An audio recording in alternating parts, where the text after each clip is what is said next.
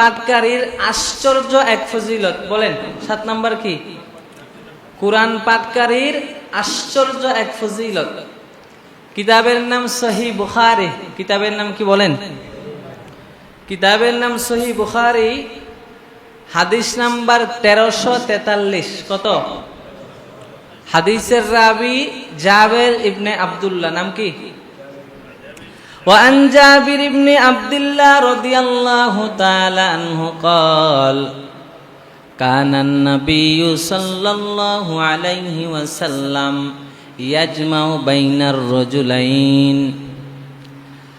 আল্লাহর নবীর সাহাবী জাবের ইবনে আব্দুল্লাহ বলেন, আল্লাহর নবী ইয়াজমাউ বাইনার রাজুলাইন মিন কতলাই উহুদিন।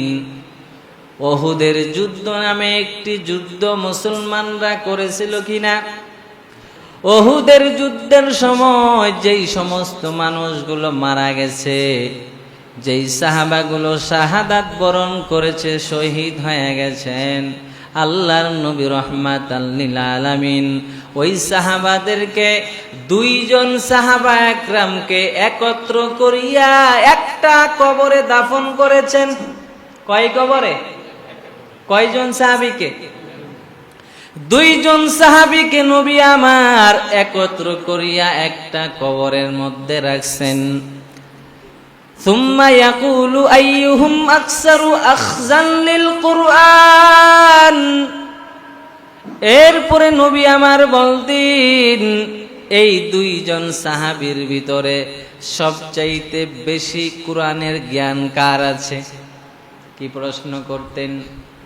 যেই 2 জন সাহাবীকে একই কবরে দাফন করবেন, এই 2 জন সাহাবীর ভিতরে সবচাইতে বেশি কোরআনের জ্ঞান কার আছে বলো? উপস্থিত সাহাবা একরাম ফাইজা উশিরা লাহু ইলা আহাদিহিমা, যখন সাহাবা একরাম 2 জনের যে কোনো একজনের দিকে ইঙ্গিত করতেন, দেখায়া দিতেন, কদ্দামাহু ফিল লাহদি, নবী আমার যেই সাহাবীর দিকে ইঙ্গিত করে দেখায়া দিতেন, ও নবী আমার এই 2 জনের মধ্যে আব্দুল্লাহ সবচাইতে কোরআনের বড় আলেম। আব্দুল্লাহর ভিতরে সবচাইতে কোরআনের বেশি ইলম আছে। কদ্দামাহু ফিল লাহদি, নবী আমার কোরআনের বরকতের খাতিরে 2 জন সাহাবীর ভিতরে যার কোরআনের জ্ঞান বেশি তাকে কবরে সর্বপ্রথম নামাইতেন। যার কোরআনের জ্ঞান বেশি তাকে নবী আমার সর্বপ্রথম কবরে নামাইতেন। আর নবী আমার বলতেন, ওয়াকালা আনা শাহিদুন আলা হাউলা ইয়াউমাল কিয়ামাহ। আর নবী আমার বলতেন, ও উপস্থিত সাহাবা একরাম শোনো, এই 2 জন ব্যক্তির ব্যাপারে আমি নবী কাল কিয়ামতের ময়দানে আল্লাহ রব্বুল আলামিনের কাছে সুপারিশ করব, সাক্ষী হয়ে যাব। বলেন না সুবহানাল্লাহ। ও সাহাবা একরাম শুনে নাও, এই উহুদের যুদ্ধের শহীদগণ, উহুদের যুদ্ধে যারা শহীদ হয়েছেন, এই 2 জনকে নবী আমার কবরে নামাইতেন। 2 জনকে একটা কবরে নবী আমার দাফন করতেন। যার কোরআনের ইলম বেশি আছে নবী আমার তাকে সর্বপ্রথম কবরে নামাইতেন।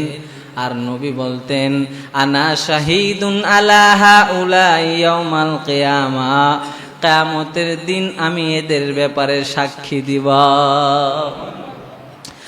আর আমার আপনার হালাত নবীর সুন্নতের ধার ধারি না রে ভাই। কেমন করে নবীর সুপারিশ পাইবা? নবীর সুন্নতের ধার ধারি না। কোরআন তিলাওয়াত করতে জানি কিন্তু সময়ের অভাবে পড়তে পারি না। যারা কোরআন তিলাওয়াত করতে পারেন সময়ের অভাবে পারে না, যারা পারে না চেষ্টাও করে না, এমন আশেক যদি কবরে যাও তুমি ভাবো আমি শুক্রবারে নামাজ পড়লে যদি আমি জান্নাতি হই, ঈদের নামাজ পড়লে যদি আমি দামি হয়ে যাই, আমার নবী তো আখেরি নবী, রহমতের নবী, সুপারিশ করার জন্য তো নবী আছেন।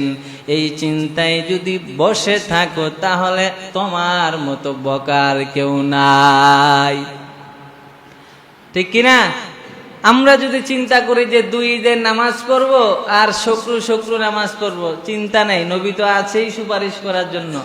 বলেন এই ঈমান নিয়ে যদি কবরে যায়, শরীরের একটা চামড়াও থাকবে? কথা বলেন না কেন? শরীরের একটা চামড়াও থাকবে না। কিছুদিন আগে বিমান দুর্ঘটনায় ওই যে ঢাকাতে একটা স্কুল পুড়ে গেল না, মানুষের অবস্থা কি হয়েছিল চিন্তা করছেন? একবারে গোলে চামড়াটা, একটা আস্তা মানুষ গোলে কি হয়ে গেছে, একটা ফুটবলের মতো। সামান্য বিমান দুর্ঘটনার আগুন এটা, আর জাহান্নামের আগুন কি সাধারণ আগুন মনে করছেন? কি হবেন আল্লাহই জানে। এজন্য শুধু শুক্রবার ঈদের নামাজের উপরে ডিফেন্স করে কবরে যাওয়া যাবে না। আমাদের 5 ওয়াক্ত নামাজ পড়ে আমাদেরকে কবরে যেতে হবে। কথা বুঝাইতে পারলাম? তাহলে উহুদের যুদ্ধে যেই সাহাবীরা শাহাদাত বরণ করেছিলেন, কয়জন করে এক কবরে নবী দাফন করতেন বলেন? 2 জন করে এক কবরে দাফন করতেন। এবং তাদের মাঝে কুরআনের জ্ঞান, কুরআনের ইলম যার বেশি ছিলেন, নবী আমার তাকে সর্বপ্রথম কবরে নামাইতেন। সুবহানাল্লাহ। আর নবী বলতেন যে এদের ব্যাপারে আমি কাল কিয়ামতের ময়দানে সাক্ষী হয়ে যাব, এদেরকে সাক্ষী দিয়ে আমি আল্লাহ তাআলার কাছে তাদের জান্নাত নিয়ে দিব। ওয়া আমারা বিদাফনিহিম ফি দিমাইহিম, আর নবী আমার উহুদের যুদ্ধে শাহাদাত বরণকারী সাহাবীদের ব্যাপারে নবী বলতেন, ও সাহাবায়ে কেরাম, আমার যারা উহুদের যুদ্ধে শহীদ হয়েছে রে সাহাবায়ে কেরাম, তাদেরকে রক্ত মাখা জামা দিয়াই কবরে দাফন করে দাও।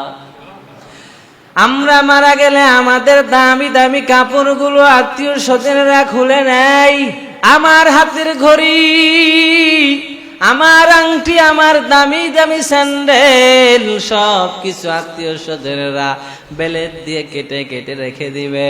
কিন্তু উহুদের যুদ্ধে যেই সাহাবায়ে কেরামেরা শহীদ হয়ে গেলেন, নবী সাহাবায়ে কেরামদের বললেন, ওয়া আমারা বিদাফনিহিম ফি দিমাইহিম, রক্তমাখা শরীর নিয়া, রক্তমাখা জামা কাপড় নিয়া আমার সাহাবাগুলোকে দাফন করে দাও। ওয়ালাম ইউগাসসালু, কোনো গোসল দেওয়ার প্রয়োজন নাই, কারণ যারা শাহাদাত বরণ করেন দুনিয়ার কোনো পানি দ্বারা গোসল হবে না, আল্লাহর ফেরেশতারা জান্নাতে গোসল দিয়া দিবে। ওয়ালাম ইউগাসসালু ওয়ালাম ইউসাল্লা আলাইহিম, জানাজার নামাজও পড়ার দরকার নাই, আমার সাহাবাদের দাফন করে দাও, কারণ আমার সাহাবায়ে কেরামকে আল্লাহর ফেরেশতারা গোসল দিয়া তাদেরকে আমার আল্লাহ জান্নাতের মেহমান বানায়া দিবে। এরে নবীর উম্মতের দল, আমাদের কপাল বড় খারাপ, সাহাবায়ে কেরাম হতে পারি নাই, নবীদের মর্যাদাগুলো সচক্ষে দেখতে পারি নাই। তবে কপাল এজন্য ভালো যে আমরা অন্য নবীর উম্মত না হয়ে আখেরি নবীর উম্মত হতে পেরেছে। মূসা নবীর উম্মত হতে হয় নাই, ঈসা নবীর উম্মত হয় নাই, আল্লাহ তাআলা মেহেরবানি করে আখেরি নবীর উম্মত বানাইছেন। কারণ মূসা নবী কাল কিয়ামতের ময়দানে আল্লাহর আরশে আজিমের খুঁটি ধরবেন আর চোখের পানি ছেড়ে বলবেন, ইয়া নাফসি ইয়া নাফসি। আল্লাহ জাহান্নামের আযাব এত ভয়ঙ্কর, এই কঠিন দিনে আল্লাহ তুমি আমাকে জাহান্নামের আযাব থেকে বাঁচাও। ও আল্লাহ, আমি আমার মা চাই না, বাবা চাই না, আমি আমার স্ত্রী সন্তান কাউকে চাই না। ঈসা নবী বলবেন, আল্লাহ আমাকে বাঁচান, আমি আমার মা মারিয়ামকে চাই না। দাউদ নবী, ইব্রাহিম নবী, এক কথা সমস্ত নবী ইয়া নাফসি ইয়া নাফসি, নিজের চিন্তায় সবাই বিভোর। উম্মতেরা যখন আবুল বাশার আদম নবীর কাছে গিয়া বলবেন, পয়গম্বর আদম, আপনি তো আমাদের আদি পিতা, আপনি তো আমাদের পিতা, আল্লাহর কাছে গিয়া একটু বলুন না, এই রৌদ্রের মধ্যে থাকতে পারি না, দ্রুত বিচার শুরু করার জন্য আল্লাহকে জানান। আদম নবী বলবেন, আমি পারবো না, তোমরা নূহ নবীর কাছে যাও। এবার মানুষজন সবাই পয়গম্বর নূহ আলাইহিস সালামের কাছে যাবেন আর বলবেন, ও পয়গম্বর নূহ, আপনি তো আল্লাহর একজন দামি পয়গম্বর, ৯৫০ বছর মানুষকে দাওয়াত দিয়েছেন, আল্লাহর কাছে একটু বলেন যেন আল্লাহ তাড়াতাড়ি বিচারের কার্যক্রম শুরু করেন। এইভাবে একের পর এক নবীর কাছে যাইতে যাইতে মূসা, এরপরে ঈসা নবী বলবেন, রে উম্মত, আমাদের কাছে আসার প্রয়োজন নাই, আমাদের কাছে এসে তোমাদের কোনো লাভ নাই, তোমরা বরং আখেরি নবী নবী মুহাম্মাদুর রাসূলুল্লাহ সাল্লাল্লাহু আলাইহি ওয়াসাল্লামের কাছে যাও। এবার সমস্ত মানুষ আমার নবীর কাছে গিয়া হাজির, ডাক দিয়া কয়, নবী, আল্লাহকে একটু বলেন যেন আল্লাহ বিচারের কাজটা শুরু করে। আমার নবী মাকামে মাহমুদে সেজদায় পড়ে কান্নার আওয়াজ। আমার আল্লাহ বলবেন, জিব্রাইল, আমার নবীকে খুঁজে নিয়ে আসো, আমার নবীকে গিয়া সালাম জানাও। নবী আমার মাকামে মাহমুদে সেজদায় পড়ে কান্নার আওয়াজ। এমত অবস্থায় জিব্রাইল আমিন গিয়া বলেন, নবী আমার সেজদা থেকে মাথা উঠান, আল্লাহ রব্বুল আলামিন আপনাকে সালাম জানাইছেন। নবী আমার ডাক দিয়া কয়, ও ভাই জিব্রাইল, আমার সমস্ত উম্মতকে জাহান্নামে দিয়া এখন তুমি আমার কাছে আসছ। ও জিব্রাইল, আমার উম্মতের হালাত কি? জিব্রাইল ডাক দিয়া কয়, নবী আমার এখনো বিচারের কার্যক্রম শুরু হয় নাই, আল্লাহ পাক আপনাকে তলব করেছেন, আল্লাহ আপনাকে ডেকেছেন। এবার নবী আমার দ্রুত আল্লাহর কাছে গিয়া আল্লাহ পাক বলবেন, নবী আমার বিচারের সিংহাসন দিলাম, ডানের সিংহাসন দিলাম, নবী বসে যান। নবী আমার বলেন, আল্লাহ বিভিন্ন বর্ণনায় পাওয়া যায়, যেহেতু নবী এই চেয়ারের মালিক, নবী আমার চেয়ারে শুধু হাতটা রাখছেন, বসেন নাই। আল্লাহ বলেন, নবী চেয়ারে বসে যান।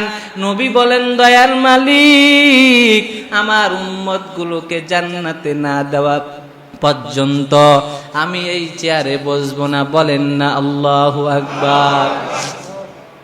ও আল্লাহ, আমার উম্মত গুলোকে যদি জাহান্নামে দেন, আমি এই চেয়ারে বসবো না রে আল্লাহ। আমার উম্মত গুলোকে জান্নাতে দেন, আমার উম্মত গুলোকে যদি জান্নাতে দেন, তাহলে আমি এই চেয়ারে বসবো। বলেন সুবহানাল্লাহ। তো আমার নবী আখেরি নবী, সর্বশেষ নবী, এই জন্য আমাদের সব চাইতে বড় শক্তি, সব চাইতে বড় ভরসার নাম নবী। যে না না, আমার নবী আমার জন্য সুপারিশ করবেন।